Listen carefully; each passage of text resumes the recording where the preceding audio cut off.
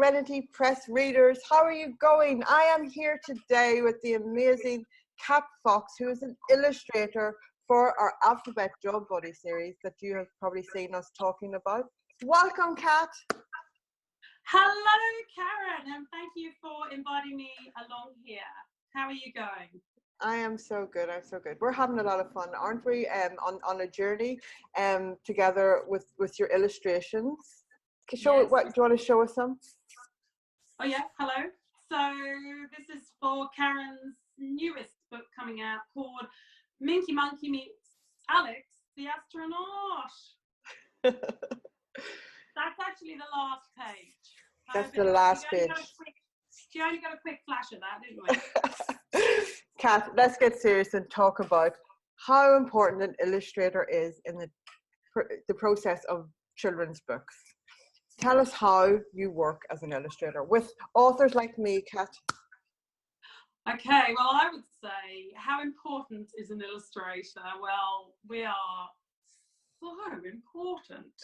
Okay, so how I've worked with Karen, I've worked with quite a few other sort of fabulous wordsmiths, as I call them, or authors, and my process, if I talk about my process, yes, is pretty much, usually Karen will direct me and then I follow. No, it's more, and I might get contacted via my website, or I get contacted by word of mouth, and people message me, you know, all sorts of things. And they basically, usually I find it's the self-publishing authors that are a bit nervous for the first time actually getting out there, or it's slightly more established ones. But the process is, first point of contact is that we have a chat. You discuss your project, what you have. I usually get the authors to divide their text to page up, so decide where they want the page breaks. Then the text actually gets sent through to me, and what my job then is I usually start by creating the characters. So with Minky Monkey, I came up with Minky Monkey, and then that gets signed off and agreed between author and illustrator. It's really important when working with an illustrator that you have a good rapport. Like if I work with an author, I like to get along with them and get to know them. Then from that, the next process is I do something called storyboarding. And storyboarding is mapping out the whole story on one sheet of paper in pencil, enough to be able to share with you, the author, or whoever's listening, the author, and so that they can sign off and think, that works, I really like that idea, you visually got it right. I will add to this part of the process that's interesting is it's a bit like theatre for me. The way I actually come up with each scene, like it's a bit of a movie, when the text is chunked down, I actually act out each scene. So for Minky Monkey, in this one, for example, I did have the help of Karen's illustration. She has illustrated. But I sort of had to imagine the whole scene. Normally I imagine the scene, like the book I did for Boy and Wren, and I start to act out that scene physically moving around the room. Sounds mental, but I go into the headspace of a 5-year-old and imagine how it would look. From that, I start to be able to sketch the storyboard. So going back to process, because I tend to say too many words for one point, that gets through to the author. You go, yeah, I'm happy, or I don't understand, and amendments can be made. Once that's all signed off, I will go away and start to work on what we call double page spreads. This is a double page spread. A single page spread is half, and I will start to just draw the characters, allocating space for text, but not putting the text in. Yeah. And then when they're all done, I basically scan, clean up, and it gets sent through to, say, with Karen, it gets sent through to her gorgeous graphic designer, Chelsea, who then adds the magical touches to it. And obviously, Karen, you're part of that process. You take on that part, don't you?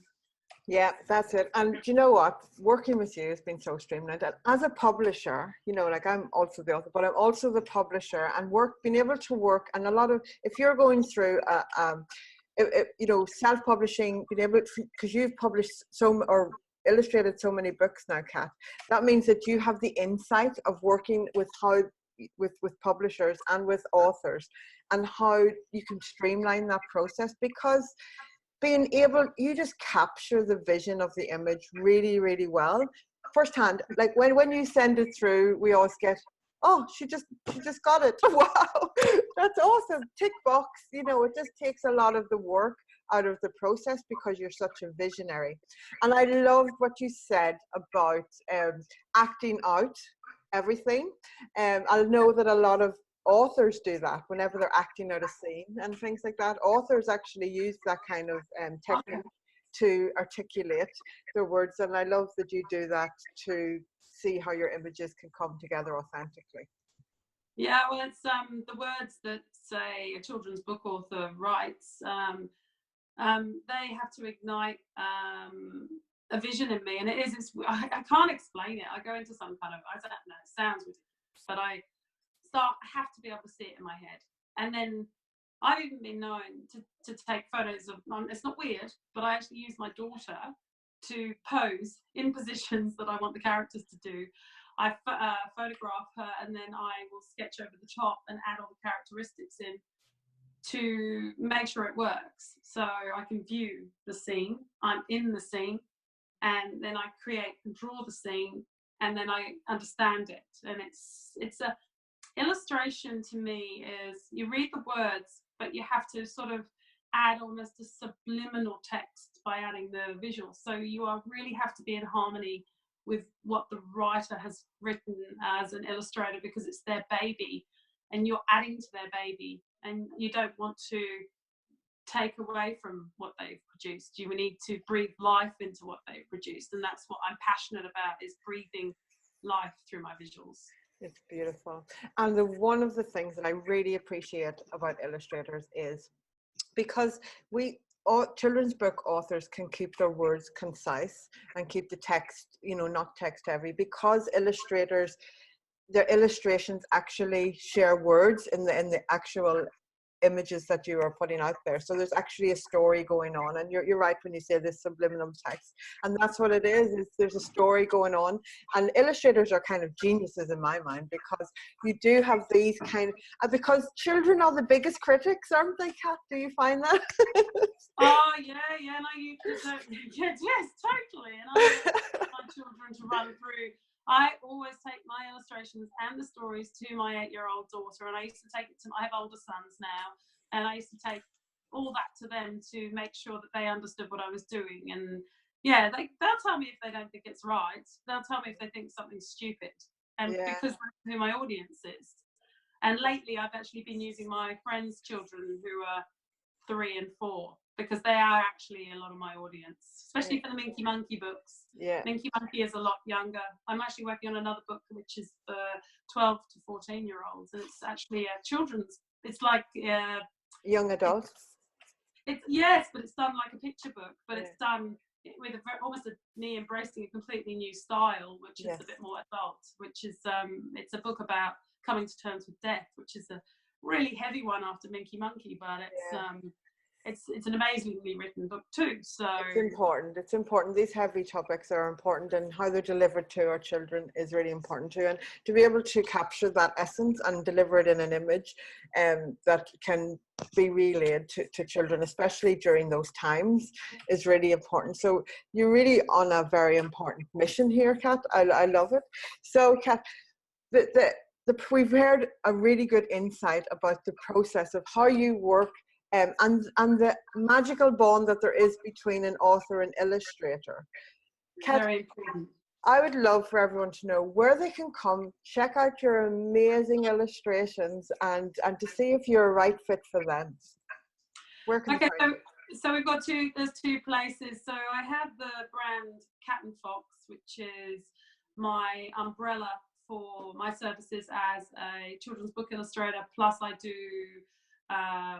work where I add illustrations for businesses and also create gifts as well. So that's Cat and Fox, www.catandfox.com.au.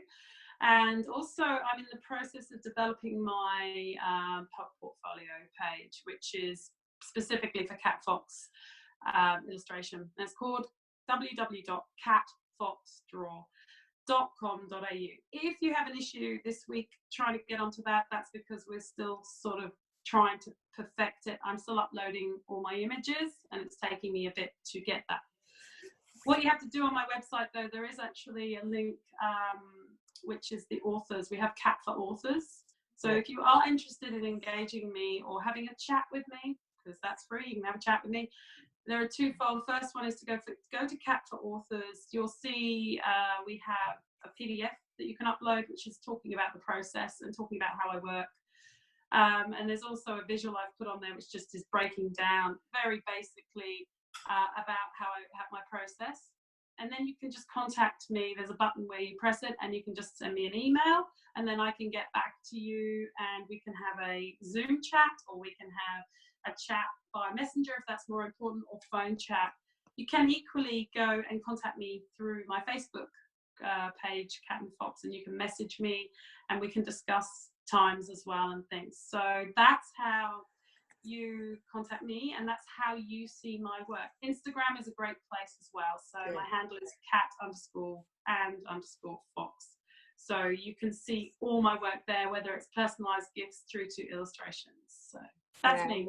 The beautiful thing is we get to follow you on the journey whenever you're doing, and that's really good leveraging for authors, especially new authors who are just making their way onto the scene. You're this kind of catalyst that they can leverage to show that they are really showing up as an author in the world, and they've sourced one of the really best illustrators in Australia, which is you, of course. Here's one of our books together. Here's our job buddies. Can I just add that really is one thought I had quickly was if you are a new author, Karen and I were having a discussion that children's books probably they're an art to do. They're hard, but they could be a good starting point. But I think many of you out there will have the stories that you used to tell to your children when you just couldn't be bothered to read a book because you were tired. And some of them would have been very good. And Karen and I were saying, don't leave them in the bottom drawer under your bed gathering dust. Get them out. Get them out. Get them edited. So Karen says, get them edited, and then send them through to an illustrator and breathe the magic and get Karen to produce it or whatever. And it's, there's nothing like reading your own book to your children, to your grandchildren. It is so special. It leaves a legacy for your family and for generations to come. It is such a treasure. Catch up with you, Kat, and to give all of our readers an insight into how illustrating works for you, and how you bring these images to life. It is such a treasure, it's such a joy, and just brings so much light into our children's lives. I love that you digitize them and make them so vibrant for not just print but also for ebooks, and this is something, we're moving with the times and things like that, so that's really important. Okay, thank you everyone. Thank you so much, Kat, for joining me for this interview. Okay, thank you. Bye.